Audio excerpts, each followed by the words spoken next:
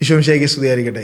അപ്പസ്തോല പ്രവൃത്തി വായിച്ച് അപ്പസ്തോലന്മാരുടെ അന്നത്തെ പ്രവൃത്തികളും അവരുടെ പ്രബോധനങ്ങളും ക്രിസ്തുവിൻ്റെ ഹൃദയവും ചിന്തിച്ചുകൊണ്ട് ഇന്നത്തെ നമ്മുടെ പ്രവൃത്തിയും നമ്മുടെ രീതികളും നമ്മുടെ ആചാരങ്ങളും അനുഷ്ഠാനങ്ങളും ക്രിസ്തീയമാണോ എന്ന് പരിശോധിക്കുകയായിരുന്നു അപ്പസ്തോല പ്രവൃത്തി വായിച്ച് തുടങ്ങുമ്പോൾ എൻ്റെ ഉദ്ദേശം. ഇന്ന് നമ്മൾ 1-ാം അധ്യായത്തിൻ്റെ 9-ാം വാക്യം നമ്മളൊന്ന് ചിന്തിക്കുക. ഞാൻ ആലോചിക്കുകയായിരുന്നു, ഓരോ വാക്യങ്ങൾ വായിച്ച് ഒരു വീഡിയോ ചെയ്യേണ്ട അവസ്ഥയാണ് നമുക്കുള്ളത്. കാരണം ഏകദേശം 10-15 മിനിറ്റ് ഒരു വീഡിയോ ചെയ്യണമെങ്കിൽ ഒരു വാക്യം പറയാൻ പോലും, അല്ലെങ്കിൽ അതിൻ്റെ കാര്യങ്ങൾ, ചിന്തകൾ പങ്കുവെക്കാൻ പോലും നമുക്ക് സമയമില്ലാതെ വരും. അങ്ങനെയെങ്കിൽ അപ്പസ്തോല പ്രവൃത്തി അതിൻ്റെ അവസാനം അധ്യായം എന്നെത്തുമെന്ന് എനിക്കറിയത്തില്ല.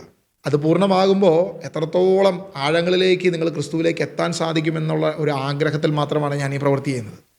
പ്രിയമുള്ളവരെ, അപ്പസ്തോലന്മാരുടെ പ്രബോധനങ്ങളിലൂടെ അവരുടെ പിൻഗാമികളായി വന്നവർ ഏറ്റെടുത്ത ആ വലിയ ദൈവരാജ്യത്തിൻ്റെ സുവിശേഷം ഇന്ന് നമ്മളുടെ ഹൃദയത്തിലുണ്ടോ എന്ന് ചിന്തിക്കുകയാണ് ഏറ്റവും പ്രധാനപ്പെട്ട വിഷയം.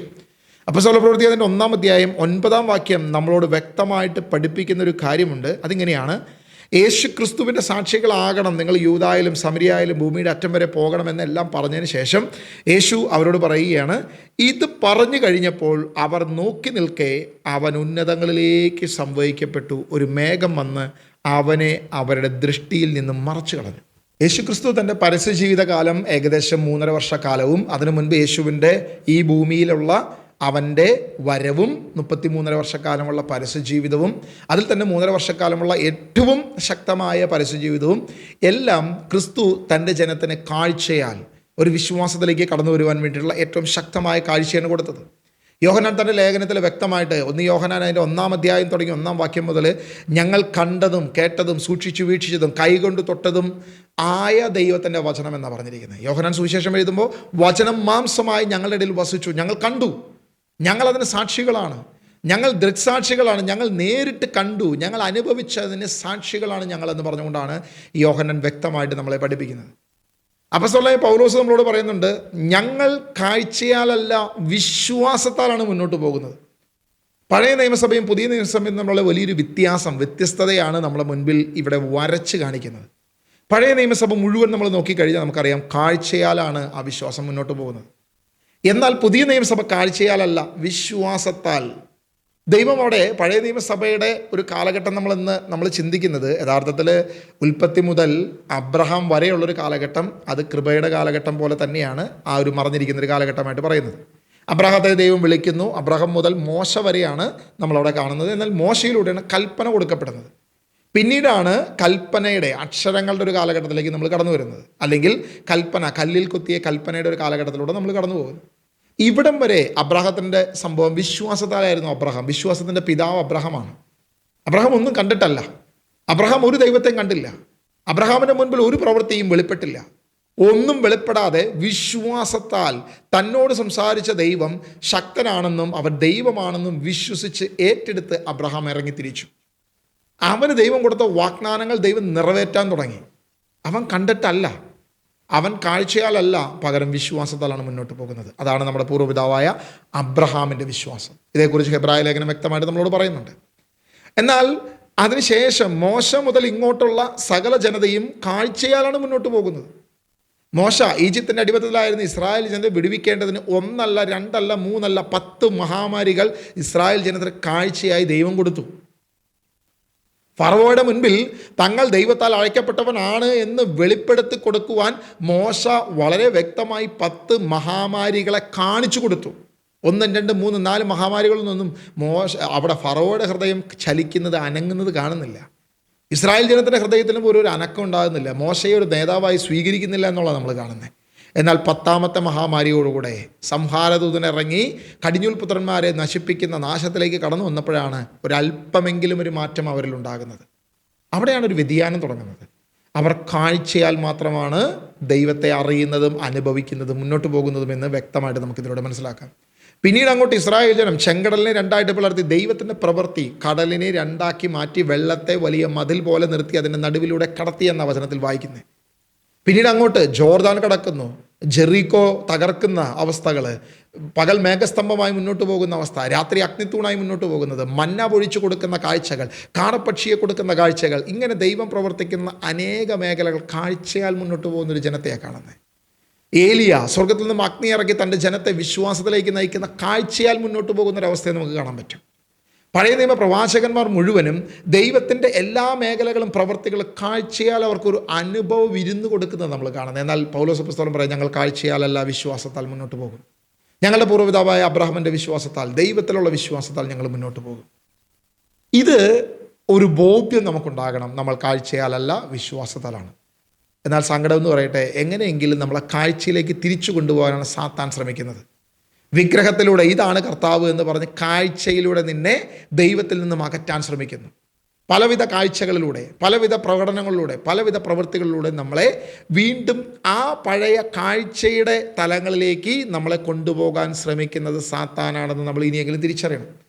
ഇവിടെ 33 വർഷക്കാലത്തെ യേശുവിൻ്റെ പരസ്യ ജീവിതത്തിൻ്റെ അവസാനം 40 ദിവസം ശിഷ്യന്മാരോട് കൂടെ നിന്ന് ദൈവരാജ്യത്തെക്കുറിച്ച് പഠിപ്പിച്ച് അവരുടെ ഹൃദയത്തെ തുറന്നു കൊടുത്തതിന് ശേഷം യേശു ഉന്നതങ്ങളിലേക്ക് സംഭവിച്ചു.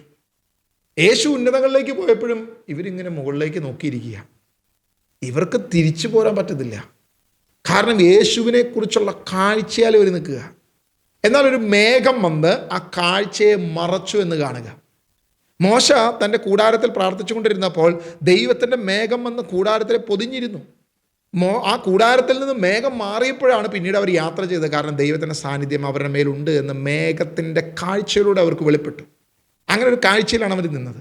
എന്നാൽ പുതിയ നിയമസഭയിലേക്ക് നമ്മൾ കടന്നു വരുമ്പോൾ യേശു പറയുക, നോ, ഇനി ഒരു കാഴ്ചയുമല്ല, വിശ്വാസത്താൽ മുന്നോട്ട് പോകുന്ന ജനത്തെയാണ് എനിക്ക് വേണ്ടത്. ഇതാ കർത്താവ് നമ്മളെ പഠിപ്പിച്ചേ. എന്നാൽ സങ്കടം എന്ന് പറയട്ടെ, നമ്മൾ താടിക്കാരനായിട്ടുള്ള മറ്റേ ഇങ്ങനെ ഇരിക്കുന്ന ആളുടെ മുഖത്ത് നോക്കിയാൽ നമുക്ക് പ്രാർത്ഥന വരത്തുള്ളൂ.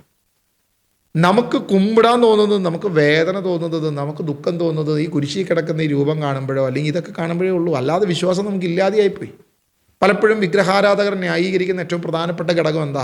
അങ്ങനെ വെച്ചിരിക്കുന്നത് കാണുമ്പോൾ നിങ്ങൾ ആരെയാണ് കാണുന്നത്? നിങ്ങൾ ഹൃദയത്തിൽ ആരെയാണ് മനസ്സിൽ കാണുന്നത്? നിങ്ങൾ അങ്ങനെ കാണുന്നുണ്ടെങ്കിൽ അത് ആ യേശുവിനെ തന്നെയല്ലേ കാണുന്നത്. അങ്ങനെ ഒരാൾ കാണാനായിട്ടുള്ള പ്രചോദനം കൊടുക്കുന്നത് നല്ലതല്ലേ? നോ, നല്ലതല്ല. സുവിശേഷ പ്രഘോഷണത്തിലൂടെ നിങ്ങൾ സാക്ഷികളാകണം. യേശുവിനെ കുറിച്ച് കണ്ടതും കേട്ടതും നിങ്ങൾ പ്രചരിപ്പിക്കണമെന്നാണ് സാക്ഷികളെ കുറിച്ച് പറഞ്ഞത്. അങ്ങനെ പറയുമ്പോഴാണ് റോമാലേഖനത്തിൽ വ്യക്തമായിട്ട് പറയുന്നു, വിശ്വാസം ക്രിസ്തുവിനെ കുറിച്ചുള്ള കേൾവിയിൽ നിന്ന്, കേൾവി ക്രിസ്തുവിനെ കുറിച്ചുള്ള പ്രഘോഷണം കേൾക്കുമ്പോഴാണ് ഒരുവൻ വിശ്വാസത്തിലേക്ക് വരുന്നത്. കാഴ്ചയാലല്ല. വിഷ്വൽ മാജിക് കൊടുത്താൽ അവന് വിഷ്വൽ മാജിക്കും ഒരു ഹാലൂസിനേഷനും മാത്രമേ ഉണ്ടാകത്തുള്ളൂ. 1-2 ദിവസം കഴിയുമ്പോൾ അവൻ്റെ വിശ്വാസം നഷ്ടപ്പെടും. യഥാർത്ഥ വിശ്വാസത്തിലേക്ക് അവൻ വരില്ല. വിശ്വാസത്തിലേക്ക് വരണമെങ്കിൽ അത് ക്രിസ്തുവിനെ കുറിച്ച് അവൻ കേൾക്കണം. സുവിശേഷം അവൻ്റെ ഹൃദയത്തിൽ പതിക്കണം. അവന് തെറ്റുപറ്റിയെന്ന് പറഞ്ഞ് തിരിഞ്ഞ് മാനസാന്തരപ്പെട്ട് ക്രിസ്തുവിലേക്ക് അവൻ വരുമ്പോഴാണ് ഒരുവനെ വിശ്വാസി എന്ന് വിളിക്കാൻ പറ്റത്തുള്ളൂ. അതുകൊണ്ടാണ് കർത്താവ് യേശു ഉന്നതങ്ങളിലേക്ക് പോയി കഴിഞ്ഞപ്പോഴും ശിഷ്യന്മാർ വായം പൊളിച്ച് മുകളിലേക്ക് നോക്കിയിരുന്നപ്പം ഒരു മേഘം വന്ന് അവരുടെ കാഴ്ചയെ മറച്ചു. 1 കൊരിന്ത്യർ 13 അധ്യായം അതിൻ്റെ 12 വാക്യം, ഇപ്പോൾ നമ്മൾ കണ്ണാടിയിലൂടെ അവ്യക്തമായി കാണുന്നു, അപ്പോഴാകട്ടെ മുഖാഭിമുഖം ദർശിക്കും. അപ്പോഴാകട്ടെ ദൈവം എന്നെ പൂർണ്ണമായി അറിയുന്ന പോലെ ഞാനും പൂർണ്ണമായി അറിയും. വിശ്വാസം, പ്രത്യാശ, സ്നേഹം, ഇവ 3 നിലനിൽക്കുന്നു. വ്യക്തമായിട്ട് നമ്മളെ പഠിപ്പിക്കുകയാണ് പൗലോസ് അപ്പോസ്തലൻ, നിങ്ങൾ കാഴ്ചയാലല്ല, ക്രിസ്തുവിനെ കണ്ടിട്ടല്ല നിങ്ങൾ വിശ്വാസിയാകേണ്ടത്. നിങ്ങൾ അങ്ങനെ ആകത്തില്ല. പകരം ഒരു ദിവസം നിങ്ങൾ മുഖാഭിമുഖം കാണുന്ന ദിവസമുണ്ട്. നിങ്ങളെ ഉന്നതങ്ങളിലേക്ക് സംഭവിക്കുന്ന ദൈവത്തിൻ്റെ ദിവസമുണ്ട്.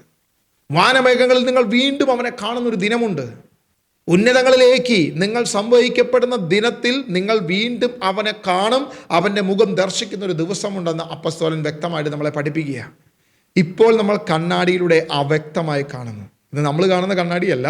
അന്നത്തെ വെള്ളത്തിൽ ഒരു വെള്ളത്തിൽ കാണുന്നത് പോലെ, ഒരു പ്രതിബിംബം കാണുന്നത് പോലെ, കല്ലുകൊണ്ട് ഉരച്ച കണ്ണാടികളിൽ അവരുടെ മുഖം വളരെ ഒരു മായക്കാഴ്ചയായിട്ട് അല്ലെങ്കിൽ അവ്യക്തമായി കാണുന്നത് പോലെ നമ്മൾ ഇന്ന് അവ്യക്തമായി കാണുന്നു. എന്നാൽ അപ്പോൾ മുഖാഭിമുഖം എനിക്ക് എൻ്റെ ക്രിസ്തുവിനെ മുഖത്തോട് മുഖം നോക്കി കാണാൻ പറ്റും.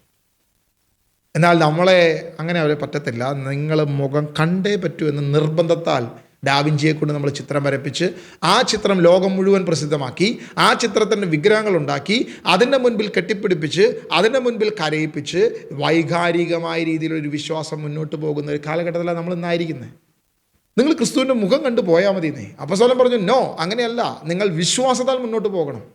തോമസ്, നീ കണ്ടുകൊണ്ട് വിശ്വസിച്ചു, കാണാതെ വിശ്വസിക്കുന്നവൻ ഭാഗ്യവാൻ. നീ ഒരിക്കലും ഭാഗ്യവാനാകരുത്. ഇതാ അവരാഗ്രഹിക്കുന്നത്. നിങ്ങൾ ആരെങ്കിലും കാണാതെ യേശുവിൽ വിശ്വസിക്കുന്നുണ്ടെങ്കിൽ, സുവിശേഷ പ്രഘോഷണം വഴി, ദൈവവചനം വഴി നിങ്ങൾ വിശ്വസിക്കുന്നുണ്ടെങ്കിൽ, നോ, നിങ്ങൾ അങ്ങനെ വിശ്വസിക്കരുത്. നിങ്ങൾ കണ്ടു വിശ്വസിച്ചാൽ മതി. നിങ്ങൾ ഭാഗ്യവാന്മാരാകരുത് എന്ന ബോധ്യത്തിലാണ് ഇന്ന് നമ്മുടെ സഭ പലരും മുന്നോട്ട് പോകുന്നത്. എത്രത്തോളം അപഹാസ്യമാണ് നമ്മുടെ ഇടയിൽ നടക്കുന്നത് എന്ന് ഇനിയെങ്കിലും നമ്മളൊന്ന് ചിന്തിച്ചു നോക്കുക.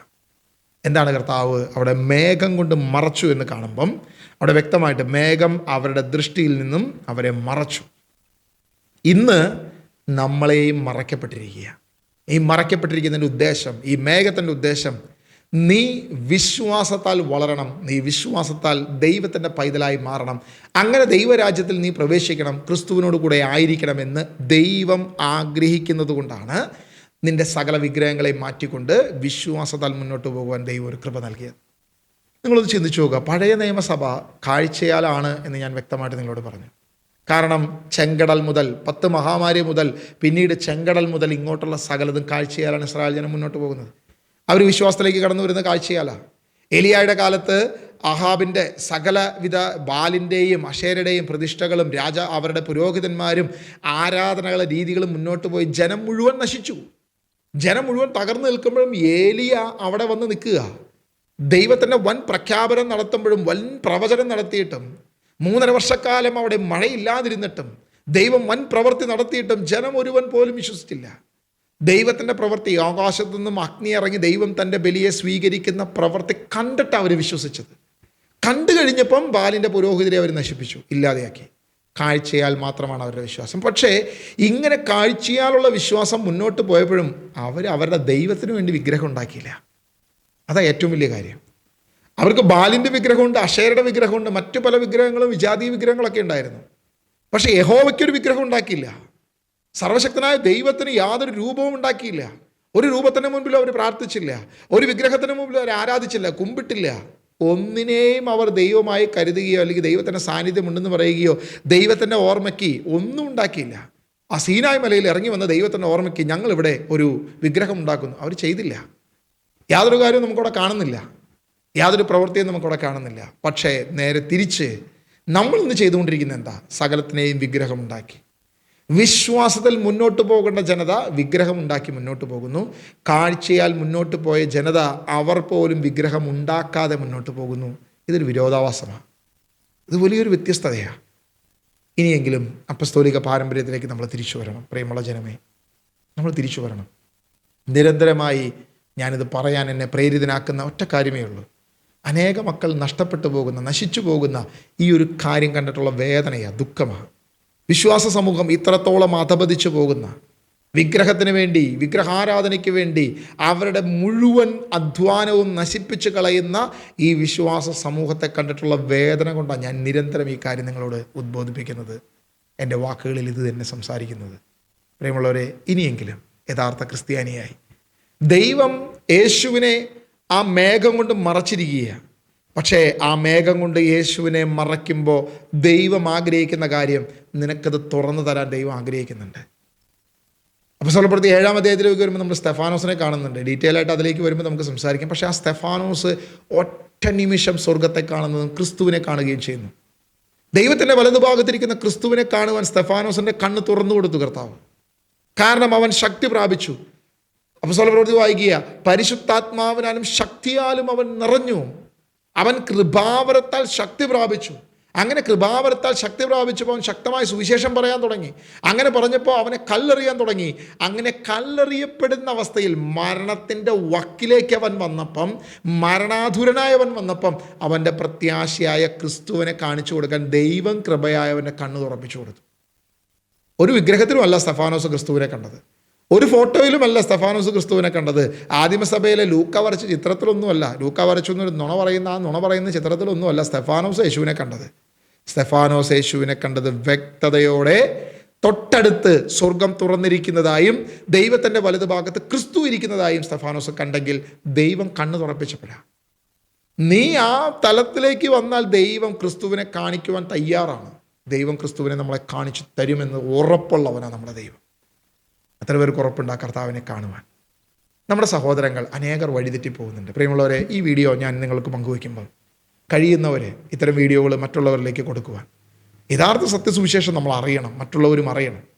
ഈ വീഡിയോയുടെ ലിങ്ക് നിങ്ങളുടെ ചർച്ച് ഗ്രൂപ്പിലോ മറ്റു ഗ്രൂപ്പുകളിലോ ഒക്കെ നിങ്ങൾ ഷെയർ ചെയ്യുമ്പം അത് അനേകർക്ക് യഥാർത്ഥ ക്രിസ്തുവിനെ അറിയുവാൻ, നമ്മൾ അപ്പസ്തോലന്മാരുടെ പ്രവൃത്തിയിലാണോ മുന്നോട്ട് പോകുന്നത്? അതെയോ ആരെങ്കിലുമൊക്കെ പറഞ്ഞ അറിവില്ലാത്ത, ദൈവവചനമില്ലാത്ത പാരമ്പര്യത്തിൻ്റെ പിന്നാലെയാണോ നമ്മൾ പോകുന്നത് എന്ന് പരിശോധിക്കുവാൻ അവരുടെ ഹൃദയം ഇടയാക്കട്ടെ. അങ്ങനെ ഏകസത്യദൈവമായ യേശു ക്രിസ്തുവിൽ വിശ്വസിച്ച് മുന്നോട്ട് പോകുവാൻ, ഏകരക്ഷകനായ യേശുവിനെ മാത്രം സ്വീകരിപ്പാൻ, വിശുദ്ധ കുർബാനയിലൂടെ നമുക്ക് ലഭിക്കുന്ന ക്രിസ്തുവിനെ അല്ലാതെ, യേശുവിൻ്റെ ശരീരരക്തങ്ങളല്ലാതെ മറ്റൊരു വിഗ്രഹത്തിലേക്കും തിരിയാതെ ക്രിസ്തുവിനെ മാത്രം മുന്നിൽ കണ്ടുകൊണ്ട് മുന്നോട്ട് പോകുവാൻ ദൈവം കൃപ നൽകട്ടെ. ദൈവം അനുഗ്രഹിക്കട്ടെ. പാരമ്പര്യങ്ങളെ ക്രിസ്തീയമാണോ അപ്പസ്തോലികമാണോ എന്ന് പരിശോധിച്ച് മാത്രം മുന്നോട്ട് പോകുവാൻ, അല്ലാത്ത യാതൊരു പാരമ്പര്യം എനിക്ക് വേണ്ട എന്ന് പറയുവാൻ തക്കവണ്ണം ഒരു ചങ്കുറപ്പുള്ള ക്രിസ്ത്യാന സമൂഹം വാർത്തെടുക്കപ്പെടട്ടെ എന്ന് പ്രാർത്ഥിക്കുന്നു. ദൈവം അനുഗ്രഹിക്കട്ടെ.